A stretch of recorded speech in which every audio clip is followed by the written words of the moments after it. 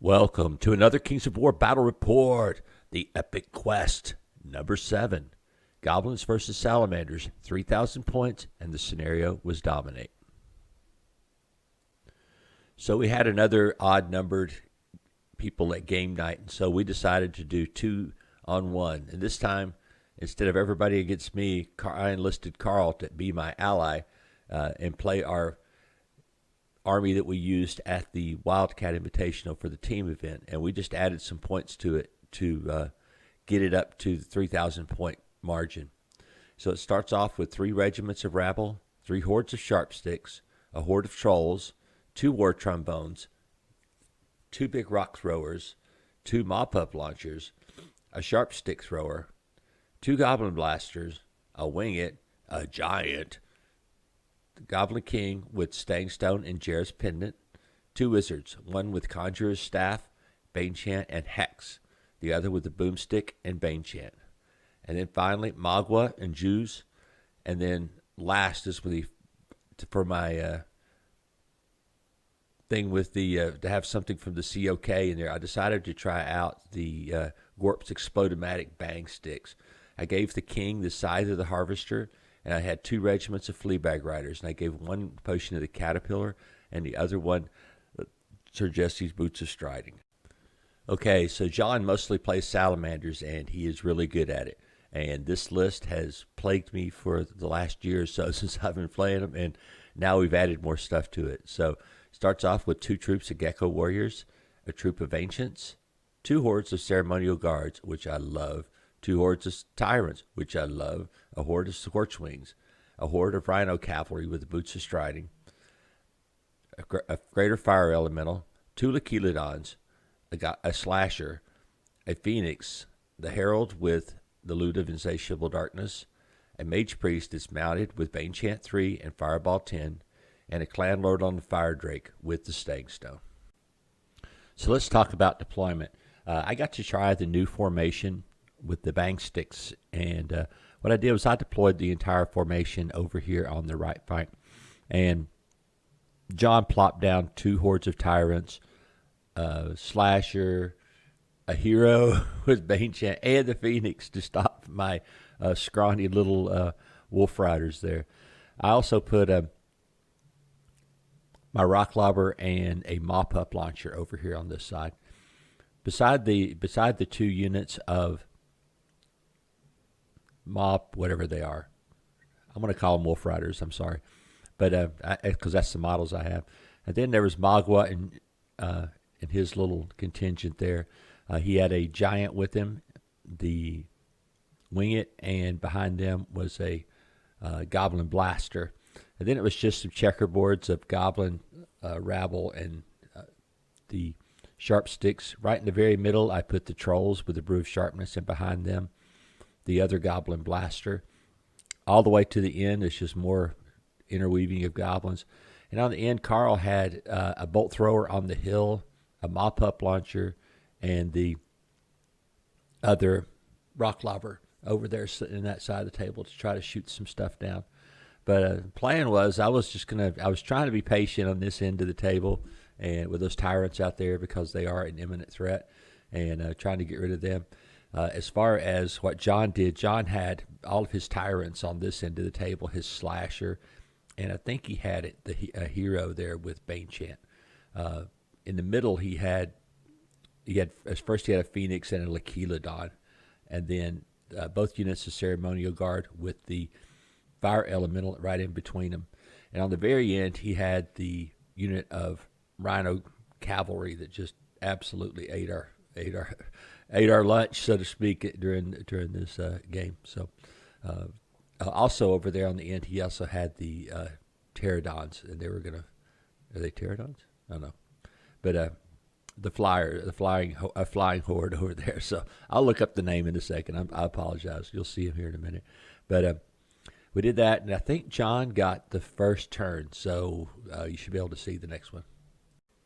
So John quickly moved the Scorchwings up behind the woods. See, I told you I would look up the name of them. Behind the woods here to keep them from getting shot by so much mass shooting on that end of the table.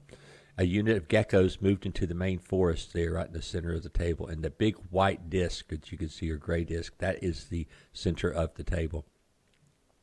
His dragon moved up also there and took a good angle, because after I started moving during the turn, I was getting careless because I decided I needed to make sure that I could keep exactly on line, because all it needs is just a little crack to make a flank charge into something. Everything else of his just kind of moved up here. Another unit of geckos moved out in the center of the table. The Lecheilodon, I think it just stayed still this turn.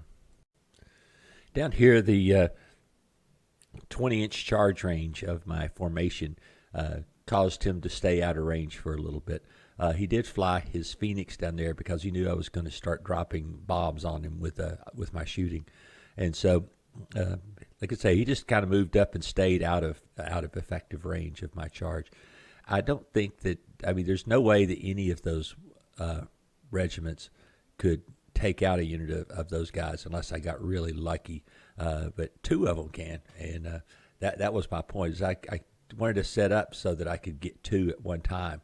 Otherwise, there's no way I would break them. But I also had the giant there, and I even cautioned him. I said, yeah, you can get up there close. I said, but if the giant gets in there, you're even more dead. So I know I was kind of bantering with him at this point, but you could see, like I said, I had him we were in a kind of a Mexican standoff there, and hopefully that would allow me to shoot a little bit more. And I tried to be very patient because I really wanted to jump forward early in the game, and I probably should have in retrospect. But I was wanting to let the chance for the shooting to do some damage. So in our turn, we moved pretty much everything up, and we made two key mistakes. One, if you see the little yellow moon behind that unit of sharp sticks up near the top, that guy should have been right behind him. Otherwise now, he could be, as we call it, -28 charged. And he is not protected from that unit. Neither is the Goblin King. He should have been probably right behind the trolls anyway, but he wasn't as big of a threat. The other thing was we did not place our Goblin Blaster there in a good spot. And you'll see what happens in the following turns. And so over here, I just moved the fast stuff up, angled the wing it there, and the giant was just waiting for something to get into range. I was trying to use the giant Strider, so that's why I was put him up next to the wall, and was hoping for an ability to find a good charge that would come through there. Here's a better picture of my right flank. I moved up. I was just outside of the maximum possible charge range of those tyrants. And like I said, I just wanted to try to rain some lightning bolts and rocks and stuff down on them and try to at least weaken them up before I could charge. If I could get one weak, I should be able to punch through. Probably made a mistake here. I kept shooting the one that's on the left. As you see, you have the two units. I probably should have been shooting the one on the right, because it's going to be easier to make a charge on it without the house in the way and being able to spread out, because the slasher is up there on the hill and I don't need it sliding into my flank. So I'm going to have to do something about the slasher and the Lecheilodon before dealing with the tyrants. One of the things I did this turn, instead of zapping a lightning bolt, I threw a hex onto his Phoenix with the hope that it'll slow down some of the healing. I think that hex is kind of like the new spell, at least to try. And I've never used it before, or I have used it, and somebody like my friend Craig, he never uses any magic, so it doesn't do me any good. And so it's been being wasted and wasted. But with the other guys, they take a little bit of magic now, and so the hex spell becomes a very, very good option for me. You can see the result of our mistake here. The Scorchwings go ahead and kill our ASB with loot, which is going to be bad for us because we really did need Inspire.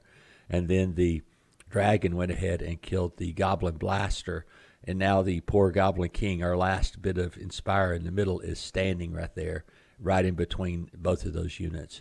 And so we were in real trouble here, and just the fact that he's back in the back is going to really mess up our plans for the early turns of the game.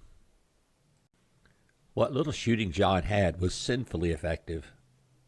it was way better than what we had as far as good results. He went ahead and zapped a couple of wounds into my wing it, but he was okay this turn. So I was ready to do some damage back to them with my rock lobber and stuff. And being able, like I said, being able to use the hex on that Phoenix was a big help, because now he couldn't throw heal on his tyrants, but he still had the aura, and that helped get a wound or so back. So we had to deal with the flyers behind our lines. So the Goblin King did go ahead and charge into the dragon to see if he could ground him. Otherwise, we were in serious trouble. In the middle there, Carl charged a unit of his rabble into the geckos in the woods, and they weren't going to hit. It was going to be on sixes, and I charged the other unit of geckos to. I was trying to pull out his ceremonial guard so the trolls could beat on him. So that was part of the plan anyway, and maybe get rid of those geckos to boot.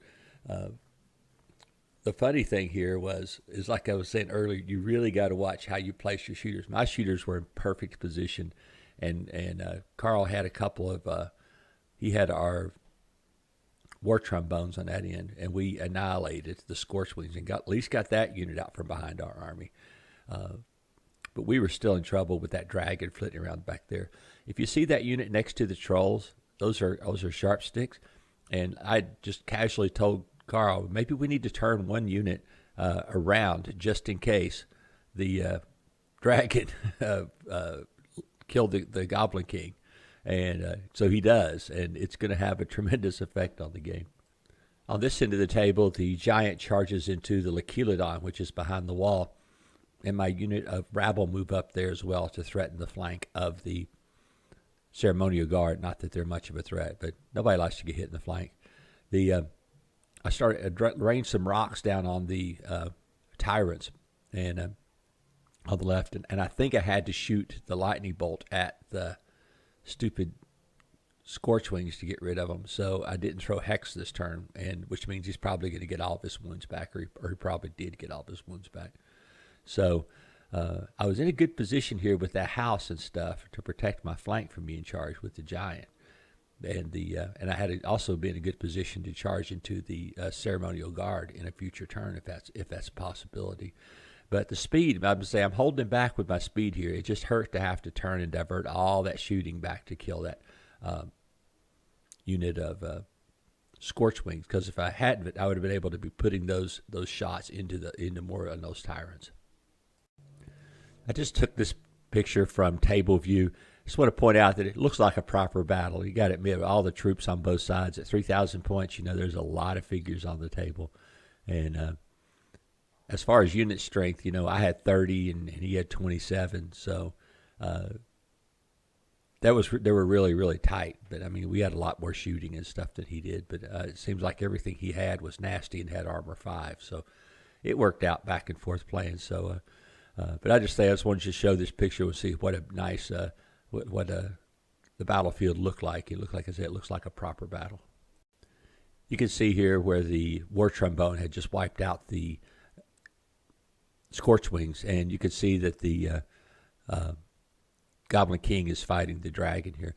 One of the things that happened this game was Carl put one of his war trombones up on the hill, and the Lechilodon killed it. The Lechilodon basically killed all of our shooting, and it took us 4 turns to finally wipe it out. I don't know why it was. I think our dice were just being rancid at the time, especially on the shooting. On Carl's end of the table, the shooting did not go as well as I really thought it would, because last game he was like a laser, man. He was killing everything with shooting. In this game, it just kind of fluffed out. I mean, it just did not work for us. On this side, the tyrants went ahead and moved up. They're trying to get to a point where I can't back up anymore. But I'm trying to get to a point where I can weaken them up enough to kill them. His slasher came down the hill and charged into the giant. I had wavered the stupid Lechilodon, so now it's going to slide over. Maybe that wasn't right. Maybe he couldn't do that, but it didn't matter. I had managed to wipe out the geckos in front of the horde of Eternal Guard, and now I was going to pay for it, obviously, with my sharp sticks. So it's going to be a good fight down here, nice and grindy. So on the far end, the Rhino Cab rumbled through the woods.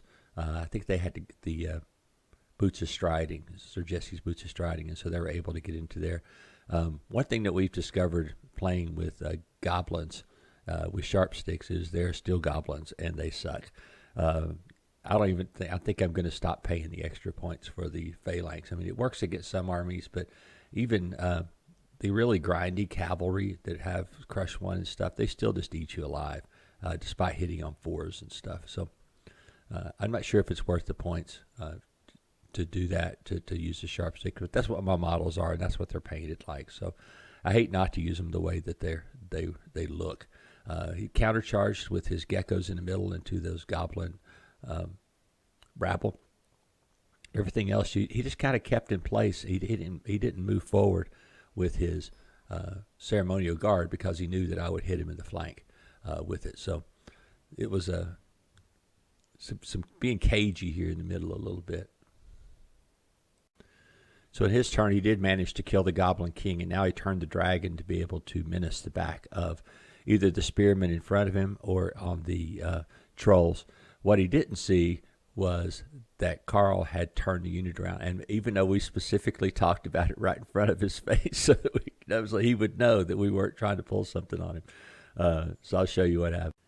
Yes, indeed. That's going to be 60 in the flank right there on the dragon. But, they're goblins, so 60 in the flank is nothing when you're armor 5. So, but it is fun to do it. But like I said, you can see it was obvious that we had turned the unit around because the banner's on the backside, and we're going to be able to charge the dragon in the flank. So over here, the horde of sharp sticks charged back into the rhino cav and put 2 wounds on him. I'm thinking maybe this turn we should have thrown Bane Chant on the sharp sticks instead. I know why. Because I gave him the boomstick wizard. He didn't have the Bane Chant guy. He did have a Bane Chant guy who got killed by the Scorchwing. So we are definitely lacking armor penetration value over here on this side of the table. But we did manage to. That'll knock his thunderous charge out, and we'll have to see where it goes. All right, my patience finally ran out over here on this flank. Both units of cavalry charged into the rightmost, which is the undamaged unit of tyrants, and in the middle, my general charged into his hero that was there. I think it was he had Bane Chant or something, so I was pretty good there. I think I went ahead and hexed the Phoenix again. Everything else was just moving up, waiting for those guys to kill me so then I could kill them back. My giant hit an incredible streak of ineptitude and didn't do nothing, hardly. I mean, like 1 or 2 wounds. It was preposterous, even though I had, the extra die 6 swings from his special ability. Now, I was just the dice were not very good to me. With the dragon behind me, I didn't really feel like I had a choice, so I went ahead and charged the trolls and the infantry into his unit of ceremonial guard and just rolled again. Like I say, my dice did not go well this turn, and as far as my expectations of the amount of wounds that I was going to cause. I don't think the goblins caused any, and I think that the trolls only caused 3 or 4, and I have bruised sharpness on them and crush 2, so it was a fairly decent chance to hurt them, but just didn't get it done. And I mean, I really thought that I would do more damage to the slasher as well. So over here, that stupid Achilodon's getting hit by a mop-up, a sharp stick thrower, and 7 dice of lightning bolt, and they're still there. That is such a waste of resources. We should have just ignored it and went on. Total waste of time trying to mess with those stupid things. And not sure what the goblin rabble was doing. I thought they should have been moving up and then trying to turn to flank the cavalry if possible. So, I don't know. But I think that the war trombone is moving over here to maybe get rid of or try to dump into the dragon in case it doesn't work out for us. So over here, the tyrants were easily annihilated by all the cavalry I had. And surprisingly, the general went ahead and killed the individual that was there as well. And you can see now I know that I'm going to lose my cavalry on the left side, but I'm poised with Magua and the Goblin Blaster there to to help take that out. So yeah, the Goblins barely scratched the paint on the dragon. They did a few wounds, but of course now he's grounded again. I don't know if he saw this, or he may have saw it and didn't care, but next turn he's going to be able to charge the rear of my units over on the other side and just ignore this unit of Goblins down here. But I think he was just trying to get rid of the unit strength. And over on the very end, Carl managed to get 2 more wounds into the Rhino cavalry, but that's not going to help us over there. We really had to get rid of those guys because they just, another one of those things. It's like we have a lot of points over here, and it's just a lot of resources that aren't working to get rid of those guys. I mean, they're really good, and I guess that's why. But and they're very grindy, so that really helps. And then he had his mage back there with the Bane Chant on him, so that helped him a lot as well. Okay, over here, the giant finally acted like a giant and stomped that slasher into a mud hole. And but the Goblins, of course, didn't do anything to the stupid Liquilodon, and it's going to suck again. Goblins really suck in melee. I just want to point that out to everybody. And I understand why the dynamic of Goblin shooting is the way it is. It's because you can't beat anybody. Anybody. I mean, so you just have to have, you're going to have to use some more elite units. I mean, that's been our mistake this game is we either we need to take more junk units or more shooting or more something, and we just didn't this game. You can see here my plan for the giant worked perfectly well. Now that I've killed the slasher, I was going to be into the flank of that unit of Eternal Guard on my next turn. So I was salivating the easy victory here, but as you know, things go awry sometimes. Wow, where's the giant? Oh, I know. The stupid Phoenix blasted it off the table with a fireball. I think he rolled really, really super well and then rolled enough, and I didn't have, and Magua was just out of range of the giant. So there went the plan for the middle of the table, and for the world. It's one of those things is your plan does not survive contact with the enemy. Down here on the end, you can see that those wolf riders, or whatever I call them, have 3 wounds on them, and that's from their own bang sticks hitting them when I charged into that fight. His tyrants go into my other unit there, and they're heavily wounded. Like I said, because of the hex. I've got his Phoenix now. After he shot the fireball, his Phoenix is up to 8, so it's wavering on the edge of disaster. And I've got enough stuff to see him off on the next turn, I think. Yeah, you can see here how well our flank charge did because he's countercharging us now. And we did 3 wounds with 60 attacks. That's pathetic. Probably about average, though, when you consider the toughness of the thing. You're on 5s and 5s. So it's probably pretty close to average, but it just feels pathetic when you do three wounds with 60 attacks. So the dragon countercharges back into the goblin spears. So you can see that there's a smoking hole right in the middle where my trolls used to be. And my hope was that might happen, but then the giant would be in their flank and kill him. But that didn't happen. So the middle of the table has gone pear-shaped, as they say. And the dragon is set to ready to go romp again in this game. And so it is not going well for the home team. So over here where the battle is going better, the Goblin Blaster and Magua charge into the very wounded unit of Tyrants. And then the Goblin General goes ahead and charges into the very wounded Phoenix, who's been ravaged by the hex spell. And so that should be an easy pick-off here on this flank and try to get us out of the game here. We still struggling with that stupid Liquilodon there behind the wall. I just really wish I could have got through it early and often. The first time with the giant that I'd be into the flank there. So I know. It's just like I said, it went pear-shaped and then it went pear-shaped. So it's just like now we're trying to extract ourselves. I'm trying to get around with the other unit instead of charging into that fight, which I could have probably.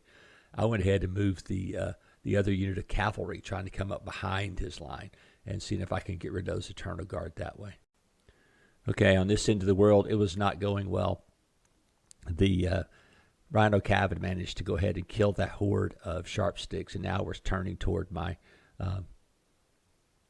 toward Carl's unit of rabble there. They have like a 0% chance of living through this. And I think Carl dumped all the shooting into them and just did negligible damage.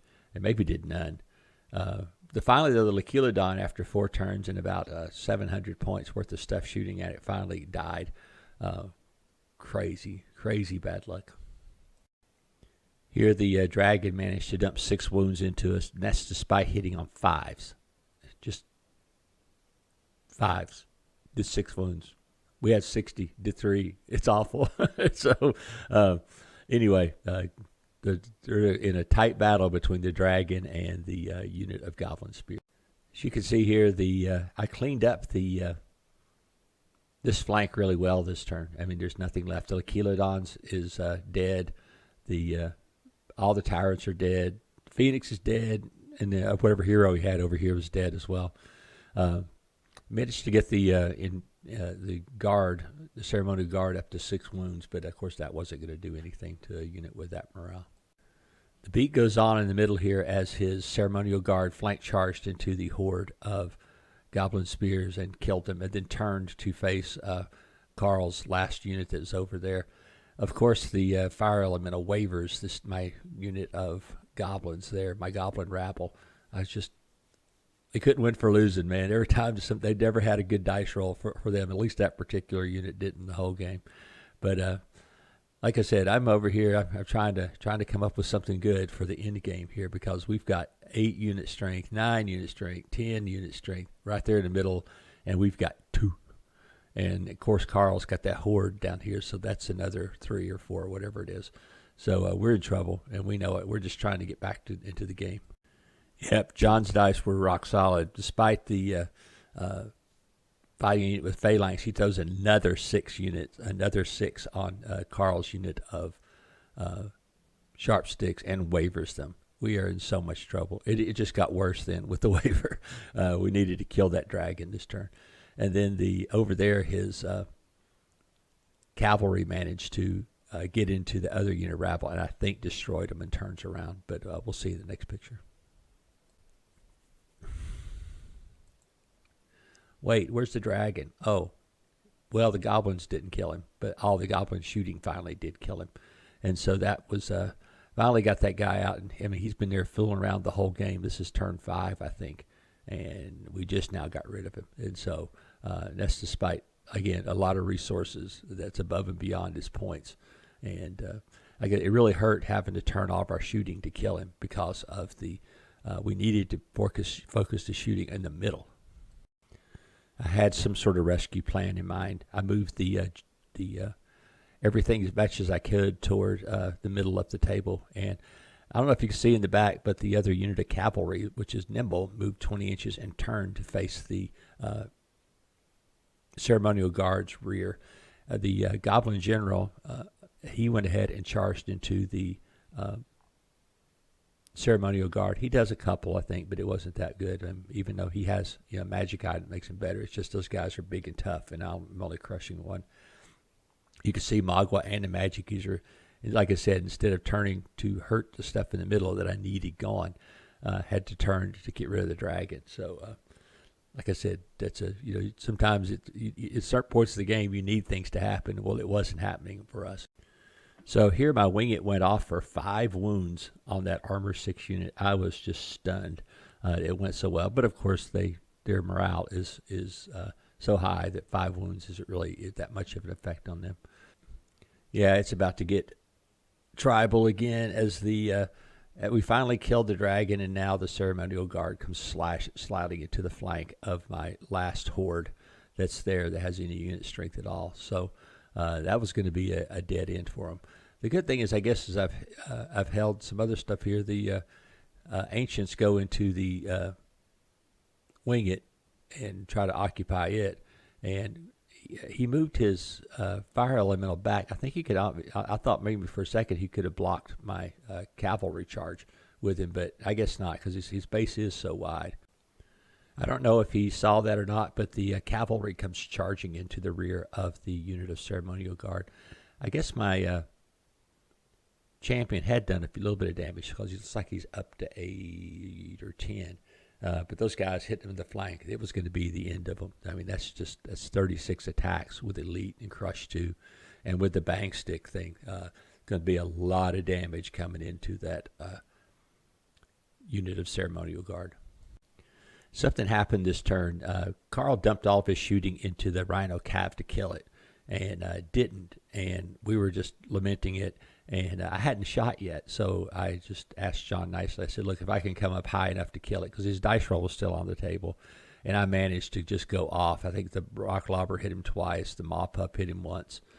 So I was able to do enough damage to legitimately kill them and knock them off the table. So that's going to help us now with trying to get us some more unit strength in here and try to get back in the game. But you could tell we are hosed on unit strength because I think his fire elemental had killed my little unit of goblin rabble there before they could even charge in. So that hurt a lot.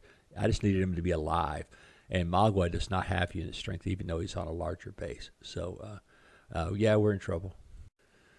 My cavalry did finally get rid of the ceremonial guard, but the issue here is he's got the unit strength of those ceremonial guard who are uninjured. And then the fire elemental who is also uninjured. And the ancients, they are up on the hill here, and they're marginally injured. There's nothing I can do really to try to knock them out, I don't think. With their high armor, it's going to take something. So it really comes down to the bottom of turn 6 during our turn to see if we could scrape back in this. Yeah, basically all we did on turn 6, and I don't know why I didn't do it. I don't know why the cavalry didn't charge the fire elemental. Probably I was being an idiot. So, or maybe I was thinking about a turn 7, so it wouldn't matter either way. But in the end there, we did a little shooting into everything and just could not cause anything else to break. So there's the final score of the game is going to be the Salamanders are going to have 4, 5, 6 to 2, and I think we ran in the gyrocopter on the last turn as well. So I think it's a 6-3 Salamander victory. What a great game. It really came down to the wire, and there were some flaky dice rolls toward the end of it that helped the Salamanders take over on this one. Losing my giant, it just crushed me. I mean, I thought I had the game right there. Then all of a sudden, a fireball. And I didn't really expect him to shoot a fireball with Hex on him. And he ended up killing himself, but that's not the point. The point being is that he got rid of the biggest threat, which was the giant. And I think with Hex becoming more prevalent, you're going to start seeing that happen much more in games where people are just going to have to burn to and just take the damage. One thing that I have on my wizards, I have Hex and Lightning Bolt. So once somebody gets wounded by Hex, I at least have a way to take advantage of it on the following turn. So that was my idea of a good idea, I guess. And just got to say that our army, we've been playing this, Carl and I have. We played up at, it's very neutral army. I mean, it's got like 2 wins, 2 losses, and 2 draws. So it is not a strong army at all. It is just not. And the biggest thing is we have nothing to fight. I mean, I think maybe that having the Luggets formation in here would have been cool. I really thought that the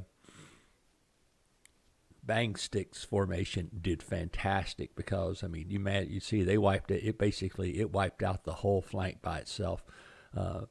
With some help of the other stuff distracting it, the shooting and the giant and those kinds of things. But they really performed. And you think about it, the Bang Sticks is the one that charged the ceremonial guard in the very last turn of the game and took them out. So that formation way paid for itself. Probably what didn't pay for itself this game were the trolls. They were just junk. And then the giant just got unlucky a couple of times. The fact that he took wounds got him unlucky. And then the fact he didn't kill that stupid Lekilodon on the first go. And just to think about that, I didn't really think that, now that I think about it, that the Lekilodon, he still could have charged in with a slasher, but he would have had to just back off the Lekilodon. He couldn't just go sideways like you would if you were doing a counter charge. So we probably played that wrong, but it really had no effect on the game. Like I said, I think that the biggest thing that got us was a lack of armor-piercing stuff, and most of that is because of John, because John knocked out Carl's side of the tables. Bane chant, like first turn or second turn of the game. And so we were hosed over there. We had no leadership over on that flank, and you saw it when his Rhino cab just charging straight through us. And it was bad. I mean, kudos to John for trying to take out our leadership, and idiots to us. I should have probably put Kuslo there in the middle. I mean, Magua there in the middle instead of the other Goblin King. But I wanted the Goblin King to be near the trolls, because those things are just magnets for being wavered. They're just horrible, and so I had to have him there.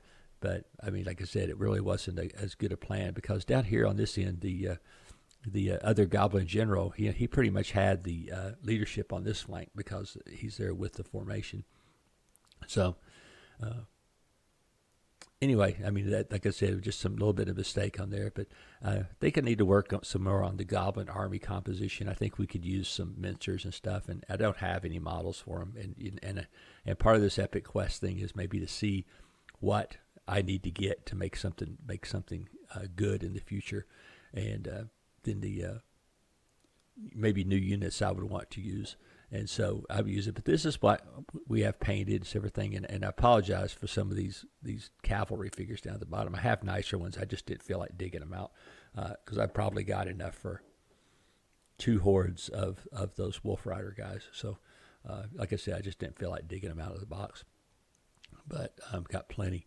And then the shooting on my end of the table worked very well. I cannot usually I gripe about shooting, but I mean I thought I had at least average, and which is all I care about. I don't expect to just I just killed everything with shooting. No, I just needed to nick a wound here or there every once in a while, and that's what I did very successfully with it.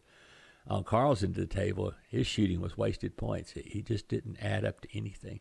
I guess the best thing though that we did do with his shooting was to get rid of the scorch wings and to finish off the dragon.